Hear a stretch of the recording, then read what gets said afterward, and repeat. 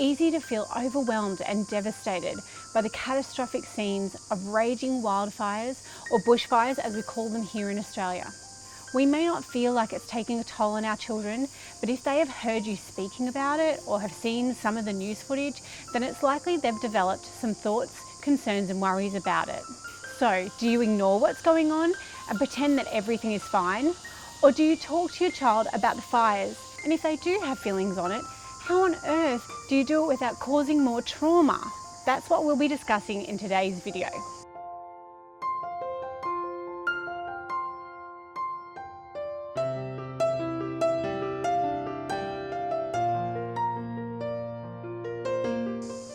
Hi, my name is Penny Whitehouse and I help parents like you use nature play to create happier, healthier childhoods for your kids. If you want simple tips and tricks to make getting your little ones outside easier, don't forget to subscribe and click the bell to get notified when we make a new video. Let's jump right in.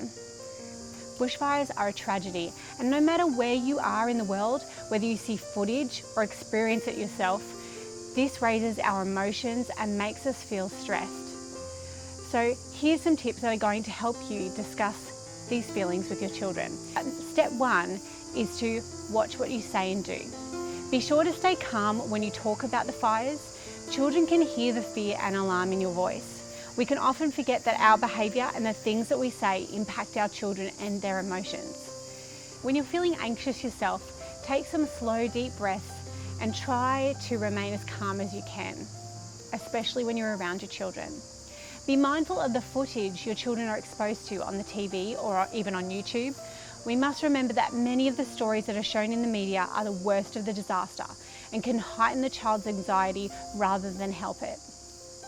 Children often feel anxiety, stress and sadness, and they often express it differently from us adults. They're still learning how to express their feelings, so they might be behaving in ways that aren't what we'd quite expect. They might be tense and lash out about smaller issues, or be uncommonly clingy or quiet. So how do we find out if they're worried about the bushfires and if it's affecting our children? It's always best to start with an open, supportive discussion with your kids. These conversations aren't easy, but here are some tips that may help. Let your children know that they can talk to you. Start by asking your kids permission to talk about the issue. Follow their lead, and if they don't want to discuss it, don't push it. Acknowledge their feelings and assure them that it's natural to feel sad or scared about these things. If your child doesn't want to talk to you, don't take it to heart. Let them get help in any way that they can and that's comfortable for them. Encourage them to ring Lifeline, UNICEF or a counselling organisation that's well equipped to counsel children in moments like these.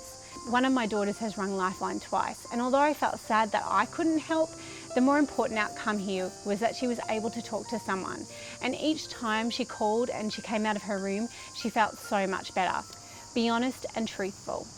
It is so hard to say the right words without scaring your children, but they do have a right to truthful information about what's happening in their world. We need to ensure that what we're saying won't cause them more anxiety and distress. It's important to use age-appropriate language, be mindful of their reactions, and be sensitive to their emotions. Reassure them that they are safe. Children may be worried that the fires will come close to their home or their community. Explain that you will do everything in your power to keep them safe. If you have a plan for how you would evacuate in an event of a fire, you might like to share this with your child, or even practice it with them. Show them all the good people trying to help, and lend a help yourselves. I love the term, look for the helpers. It throws a positive spin on any horrible situation. Teach this to your child, and anytime your child sees some footage or you're talking about the tragedy and they're in earshot, highlight the acts of bravery and kindness from people who are helping. Share stories of firefighters, people raising money for wildlife rescue, and anyone who is just showing kindness and compassion. Children love to help, especially when they see others doing so. Ask them if they would like to help, and brainstorm ways you can do it too. Perhaps you could attend a community tree planting, plant more trees in your own backyard, or start a fundraiser. My girls sold paper snowflakes on the side of the road for the wildlife rescue team. They made $30, and although that's not a huge amount of money, every little bit helps and they feel like they contributed. They're all the tips that I have to help you support your child through bushfires or wildfires. If you would like to help support the efforts to reduce the bushfire impacts we're currently facing in Australia, You'll find some worthwhile organisations to donate to below. I've also added some more resources and links should your child need more support from qualified counsellors. Let me know what you thought of this video and if it was helpful for you, or if you can think of any other ways to support children through this type of tragedy. Please let me know in the comments below. If you really like this video, I would really appreciate a like. And if you want more, please subscribe and click the bell to get notifications for new videos every week.